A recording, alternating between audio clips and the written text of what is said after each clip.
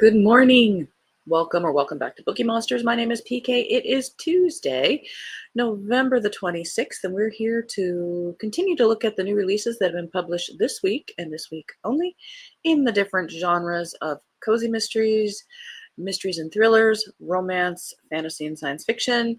And on Fridays, we look at, it's called Freeform Friday, and we look at whatever I want to look at. Sometimes it is nonfiction, sometimes it is historical fiction, and usually it's a lot more cozy mysteries. Today we're going to be looking at a lot more cozy mysteries because I was suspecting with a holiday week in the US, there ain't a whole lot of books. But there are a whole lot of cozy mysteries. Good morning, Mary. Happy Tuesday, not long before Turkey Day. Indeed. What are your plans? Steve and I, it's just going to be Steve and I. It's our only 4-day weekend of the year. So we are usually decompressing during that time, doing as little as possible. So being just the two of us, I just make a turkey breast and the basics. And we're not even having a dessert this year because we decided we don't need it today. This week, at the moment, whatever, you know.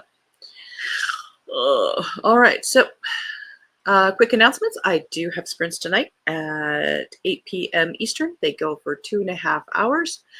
I get here as quickly as I can after work. We do have some white stuff on the ground, so traffic is slower. So it might not be starting as early as I have been during the summer, but I'm aiming for that 8 o'clock mark Eastern time, which is 6 o'clock my time. Let's see.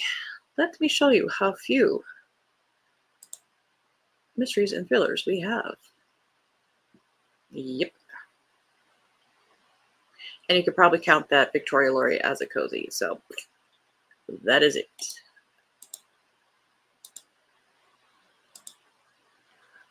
All right, first up, one by Victoria Laurie. Again, cozy. I just had missed it before, and it's coming out on Kindle Unlimited. As far as I could tell, it was not a re-release. W. Van Dalen has a gorgeous day planned. This is a Trick It for the Taking. Might be a new series. We'll see. W. Van Dalen has a gorgeous day planned for her 200th birthday, driving her new Porsche, admiring the cherry blossoms abloom in her adopted city of Washington, D.C., and a little pampering. But her boss has other ideas. A powerful artifact has been stolen, and he fears it's causing chaos in the unmagical world. The rich and connected Aridi family has suffered a string of suspicious deaths, with no signs of foul play. Yet each member has died in the way they feared most. As the enchanting agent, excuse me, most skilled at blending in with mere mortals, Dovey must find answers and retrieve the dangerous trinket. There's just one unexpected wrinkle. By the time Dovey arrives at the art gallery where the Aridi patriarch died, FBI agent Grant Gibbs Bartholomew has taken control of the scene. Dovey needs his cooperation to investigate, but she'll have to hide her abilities and her true objective from a man who uncovers deceptions every day. And as they inch nearer a deadly truth, both will face danger. Even the spellbound would be lucky to survive.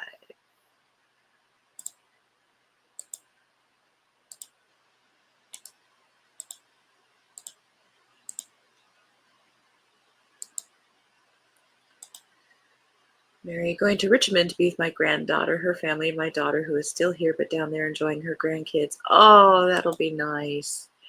I have to make a cake to take and Waldorf salad. Aha, apple season here in Virginia, so have lots of good ones to use.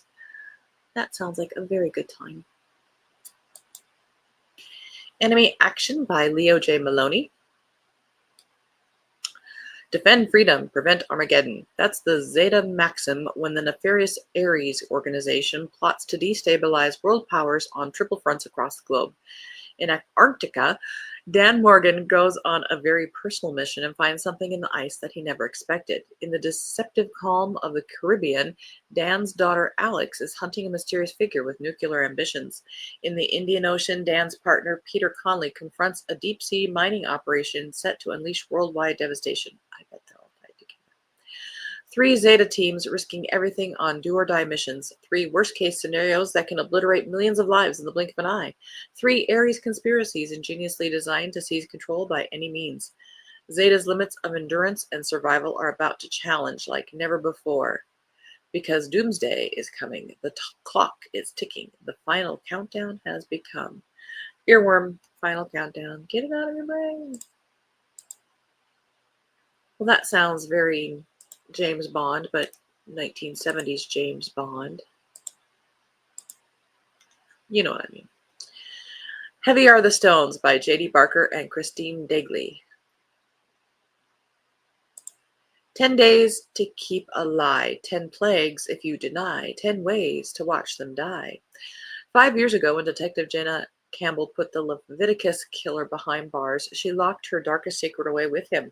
Something never meant to surface, something better left to rot with the madman who had destroyed so many lives.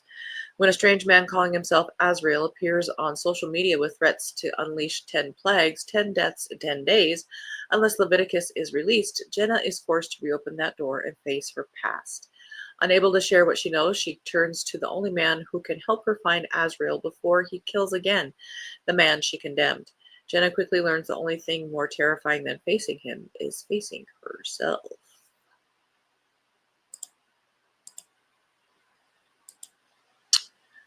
Mike Lupica has a new Robert Parker's Spencer book, Spencer Estate.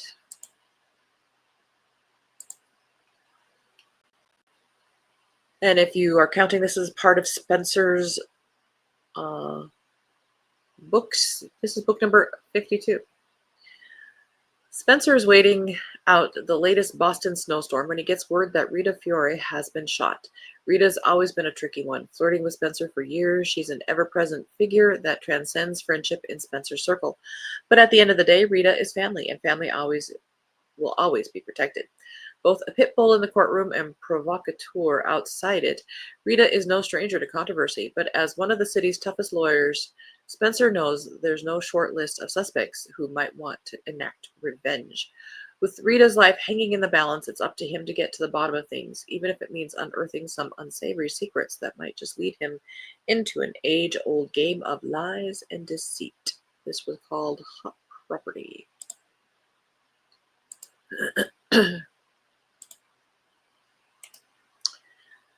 Amber Alert by Kiki Swinson.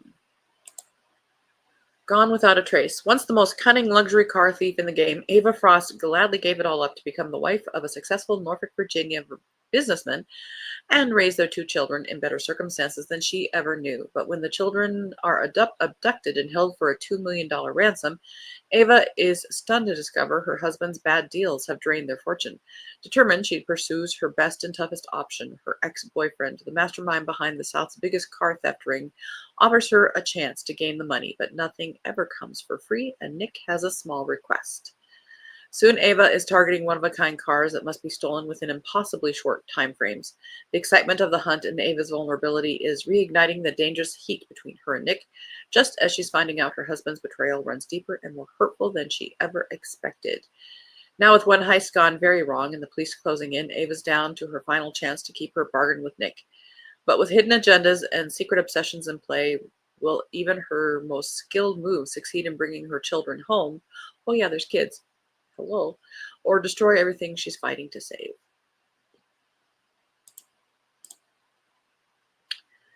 And that's the end of that.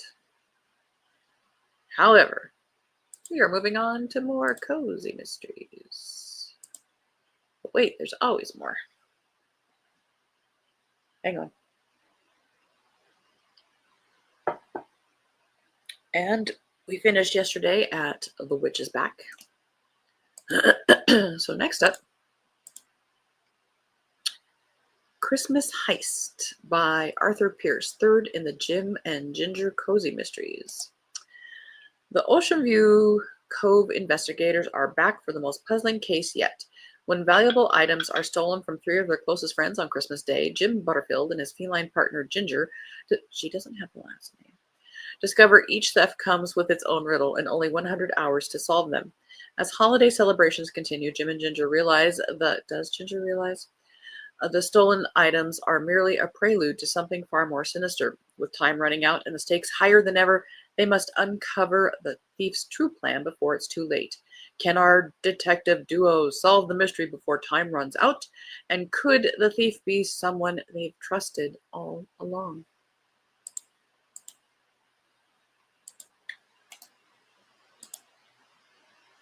Mint Flavored Trouble. Third in the Joss Miller Mysteries by Tiara Moody.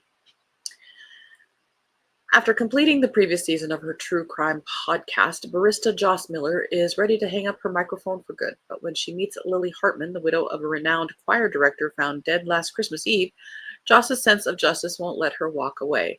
Joss soon realizes that quite a few people, including Lily, have something to hide. Her detective boyfriend isn't too crazy about her diving into another cold case. The closer Joss gets to the truth, the more she must confront her own past traumas and decide if pursuing justice is worth the risk.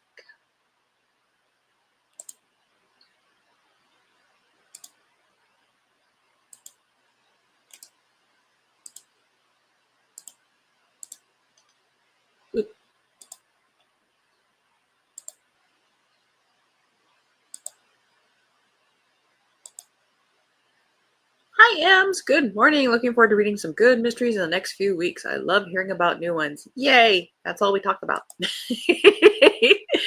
My cats have my last name according to their vet. Indeed. I just think it's very prejudicial to not list a last name. I'm joking. Yes, Keo is also a Madsen.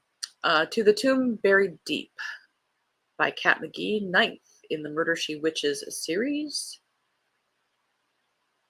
This is called, again, To the Tomb Buried Deep. We have some very dramatic titles today. When Octavia Grimstone and her fellow bookstore co-owners discover an old map hidden in a dusty, forgotten book, they can't resist the lure of a treasure hunt. Promises of excitement and riches quickly turn spooky when they follow the map's clues to an ancient, overgrown tomb deep in the forest. But their thrilling adventure takes a darkly hilarious turn when they unearth a dancing skeleton instead of treasure. I don't find that hilarious. Octavia's sassy feline familiar, Elzadora, isn't shy about offering cryptic clues and catty comments, often leading Octavia to vital insights just when she needs them the most. Elzadora's sharp instincts and magical quirks make her an invaluable companion, even if her sarcasm is as sharp as her claws. Cassius Morgenthau, the ever enigmatic drinking game and charming wizard coroner, steps in as Octavia's investigative partner.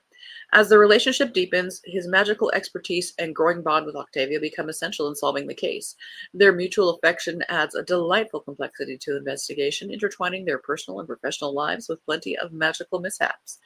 As Octavia, Elzadora, and Castius race against time to solve the mystery, they realize that in Grimstone Grove, digging up the past can be murder.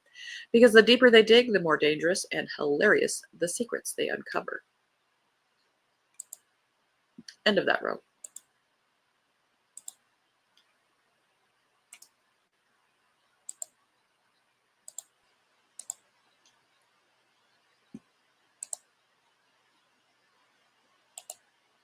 And Mary says, good morning to Ems. Happy Tuesday. Hello, Helen. Happy afternoon. How's it going over there? Black Bandana by A.W. Hartwang. I'm going to say it that way, Hartwang. 15th in the Mercy Watts Mysteries. Fats Licata has a dream and a deadline. Why would you take that name? She wants to bring her baby home to a historic Tudor, and no other house will do. Unfortunately, it just happens to belong to a murderer, Brian Schill, and he won't sell. Fats doesn't see problems. She sees solutions. All she needs is proof that Schill killed his mother to get the property. Easy peasy. When Mercy takes the case, she knows it's a long shot. Mary Schill died of natural causes before she had time to write her disease of a son out of her will. That's nasty. Making him a millionaire. No one thinks Brian Schill is that lucky, but proof wasn't easy to come by. What Mercy discovers is that her cold case is also a complicated one. She finds hidden rooms and long buried pain, and with the help of an old enemy, she gets the clues to crack open all the shill's secrets and a sinister plot that preys on the vulnerable. Will Mercy be able to save a new friend, or will she be next on the hit list?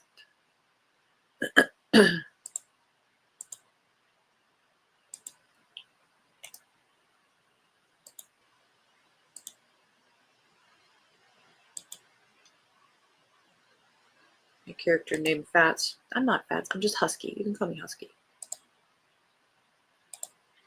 And said, thank you. It's the last work day this week for me. Oh, nice. I'm hoping to get all the things done so I can relax the rest of the week. That's fantastic. My last day of the week is tomorrow, and I'm very happy. Mary says, hello, hello. Tide of Death by T.E. Harkins. What's it up with all these people going by their initials, says P.K. Madsen. Fourth, in the Egret's Loft murder mysteries. When Madeleine Delarose boards the Caribbean Dream for a week-long luxury seniors cruise with her friends, she plans to spend the time enjoying a cornucopia of cuisines, shopping for souvenirs, sightseeing, and most of all, relaxing. But soon after setting sail, Madeleine senses an undercurrent of tension. Secrets, jealousies, and resentments abound, and everyone on board, passengers and staff alike, seems to be harboring dangerous secrets worth killing for. Then someone turns up dead. Madeleine and her best friend Gina know the victim was murdered, but the captain is determined to pass it off as an accident. With a killer on the loose and no one else asking questions, Madeleine and Gina set out to solve the case before the Caribbean Dream becomes a cruise of food and nightmares.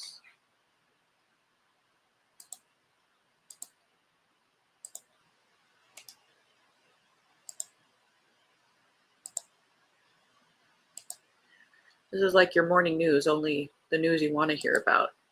And in the cozy mystery region, we are having flurries of cruises. Cruise Pirates by A.R. Winters and initials.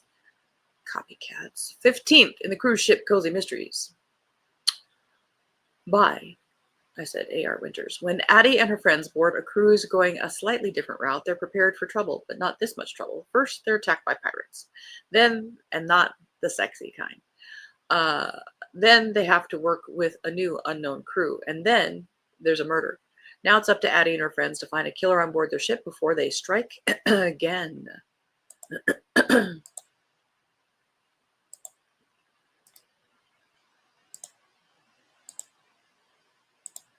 Death on the Dock by Jackie Sharp. Is Keo getting used to the car now? He's getting used to me boosting him from behind. He's usually a don't touch me kind of dog, but he's realizing I need to boost him until we figure out something that's going to work differently. Thank you for asking. I'm getting used to it too. Yesterday was the first day driving on snow. I'm used to being an SUV and impervious to things. Death on the Dock, Jackie Sharp, second in the Wharf Rats Mysteries. Sarah Cooper's peaceful afternoon at Seabreeze Marina. We're very seaness today. In the sleepy town of Shell Bay is shattered when a ship fisherman makes a gruesome discovery of a partial dead body in a crab trap. Partially dead? A dead body partially being a body? They could have said that better. Suddenly, Sarah and her fellow residents at the marina, grammar. I'm a badge-carrying grammar police officer, adverb division, but I venture out. Affectionately known as the Wharf Rats, finds themselves caught in their own trap of small-town secrets and long-buried lies. Forced to team up again with the skeptical detective Linda Jenkins, Sarah delves into the victim's past, uncovering his obsession with a decades-old disappearance and a shadowy secret society. As they follow the clues, the unlikely duo realizes that the key to solving the murder may lie in the very cold case the victim was investigating. But as Sarah and Linda get closer to solving the murder, they find themselves in the crosshairs of a killer determined to keep the past buried. With danger lurking around every corner and a growing attraction between Linda and the charming bookshop owner Alex, Sarah and the Wharf Rats must use all their ingenuity to expose the sinister secrets that have haunted Shell Bay for generations and bring a ruthless killer to justice.